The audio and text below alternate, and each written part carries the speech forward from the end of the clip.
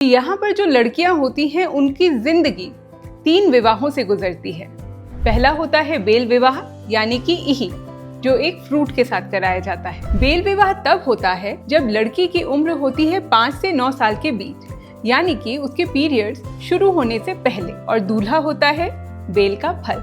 अब लड़की की पहली शादी हो चुकी है, वो भी एक ऐसे दूल्हे के साथ जिसकी कभी मृत्यु नहीं हो सकती। सबसे बड़ा सवाल कि क्यों छोटी छोटी बच्चियों की शादी एक बेल के फल से कराई जाती है। तो बेल विवाह एक तरह से स्पिरिचुअल ब्लेसिंग भी है और सोशल इंश्योरेंस भी।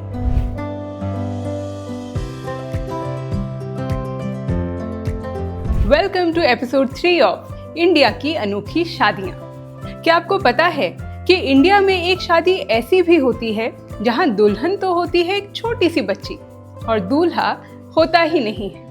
नमस्कार, मेरा नाम है कीर्ति अहलावत और आज द अननोन इंडिया पर मैं आपको लेकर चलूंगी नेवार कम्युनिटी में होने वाले बेल विवाह के अनोखे सफर पर। नेवार कम्युनिटी जो कि नेपाल से आई थी और आज भी दार्जिलिंग, सिक्किम और कालिम्पोंग के कुछ हिस्सों में रहती है, अपनी अनोखी परंपराओं के लिए मशहूर है। इस समाज में बुद्धिज्म और हिंदुइज्म दोनों का एक अनोखा मिश्रण देखने को मिलता है। अनोखी बात यह है कि यहाँ पर जो लड़कियां होती हैं उनकी जिंदगी 3 विवाहों से गुजरती है। पहला होता है बेल विवाह यानी कि इही, जो एक फ्रूट के साथ कराया जाता है। दूसरा होता है सूर्य विवाह, जो कि सूर्य देव के साथ कराया जाता है। और तीसरा नॉर्मल इंसानों के साथ। तो आज के एपिसोड में हम बात करेंगे पहले विवाह यानी कि बेल विवाह या इही की, और हमारे अगले एपिसोड में आप देखेंगे सूर्य विवाह के बारे में। बेल विवाह तब होता है जब लड़की की उम्र होती है 5 से 9 साल के बीच, यानी कि उसके पीरियड्स शुरू होने से पहले। और दूल्हा होता है बेल का फल। बेल का फल न सिर्फ अपनी सख्ती और मजबूती के लिए मशहूर है, बल्कि हिंदू धर्म में इसको बेहद पवित्र माना जाता है, क्योंकि इसका संबंध होता है भगवान विष्णु से। वहीं बुद्धिस्ट नेवार कम्युनिटी में इसको देवता सुवर्ण कुमार का प्रतीक माना जाता है। बेल विवाह या इही कोई छोटी मोटी रस्म नहीं है, बल्कि 2 दिन तक चलने वाला एक इलैबोरेट उत्सव है, जिसमें नेवार कम्युनिटी के काफी लोग शामिल होते हैं। पहले दिन होता है स्नान और श्रृंगार। तो सबसे पहले किया जाता है लड़कियों का प्यूरिफिकेशन स्नान के द्वारा। सुबह सुबह उठाकर बच्चियों को स्नान कराया जाता है।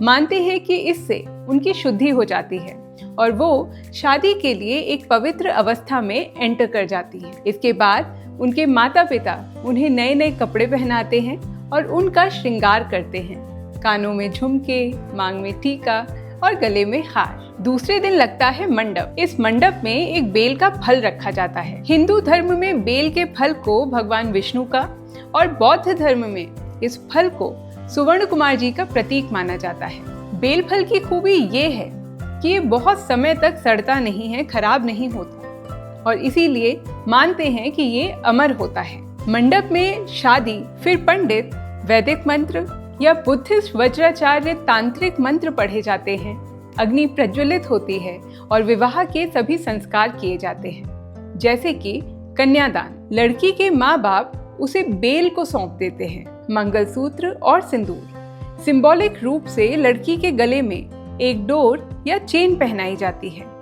हवन और आहुति, धार्मिक रिचुअल्स के साथ विवाह संपन्न माना जाता है। कम्युनिटी के नजरिए से अब लड़की की पहली शादी हो चुकी है, वो भी एक ऐसे दूल्हे के साथ जिसकी कभी मृत्यु नहीं हो सकती, और इसीलिए बेल विवाह को अमर विवाह भी कहा जाता है। यही सिर्फ एक इंडिविजुअल इवेंट नहीं है, बल्कि एक कलेक्टिव सेलिब्रेशन होता है। कई लड़कियों का बेल विवाह एक साथ कराया जाता है, जिसकी वजह से कम्युनिटी एक साथ जुड़ जाती है और एकदम फेस्टिवल का माहौल बन जाता है।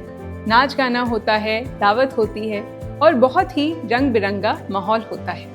इस कम्युनिटी एस्पेक्ट की वजह से ये शादी सिर्फ एक रिचुअल नहीं, बल्कि एक कल्चरल फेस्टिवल है जो नेवार कम्युनिटी की आइडेंटिटी को जिंदा रखे हुए है। अब आता है सबसे बड़ा सवाल कि क्यों छोटी छोटी बच्चियों की शादी एक बेल के फल से कराई जाती है। तो इसके जवाब के लिए हमें जाना पड़ेगा अपने इतिहास में, जब विधवाओं का जीवन होता था बेहद कठिन। उनको स्टिग्मेटाइज किया जाता था और उनकी सारी फ्रीडम छीन ली जाती थी। इसीलिए नेवार कम्युनिटी ने ये एक सिंबॉलिक सोल्यूशन बनाया है कि अगर बच्ची की पहली शादी एक अमर फल से कर दे तो वो टेक्निकली कभी भी विधवा नहीं होगी। बेल का फल क्योंकि अनंत और अमर होता है, तो अगर एक बच्ची की शादी बेल के फल से कर दे तो चाहे उसका इंसानी पति कभी मर भी जाए, वो बच्ची कभी भी विधवा नहीं कहलाएगी। टेक्निकली वो हमेशा मैरिड ही रहेगी। तो बेल विवाह एक तरह से स्पिरिचुअल ब्लेसिंग भी है और सोशल इंश्योरेंस भी। आज भी दार्जिलिंग, कालिम्पोंग, सिक्किम में नेवार कम्युनिटी में बेल विवाह काफी धूमधाम के साथ मनाया जाता है, लेकिन बदलते हुए मॉडर्न जमाने में इस पर सवाल उठने लगे हैं। कुछ स्कॉलर्स कहते हैं कि छोटी छोटी बच्चियों को शादी का कॉन्सेप्ट समझाना उनके साइकोलॉजिकल डेवलपमेंट पर असर डालता है।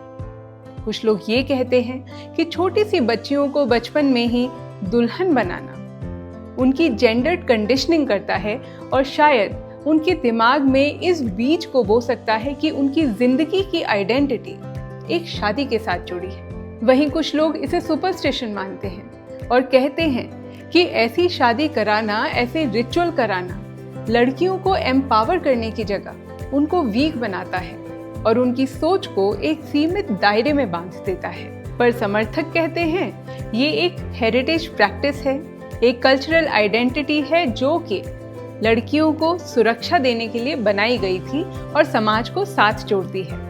नेवार समाज में ये एक गौरव का विषय है और कई लोग इसको अपनी सांस्कृतिक विरासत के रूप में देखते हैं। क्या इस कल्चर को प्रिजर्व करें या सुपरस्टिशन कहकर छोड़ दें?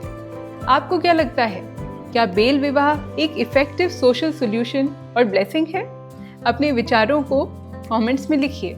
अगर आपको ये वीडियो पसंद आया तो इसे लाइक, शेयर एंड सब्सक्राइब कीजिए और हमारे नेक्स्ट एपिसोड के लिए तैयार रहिए, जो कि है सूर्य विवाह पर।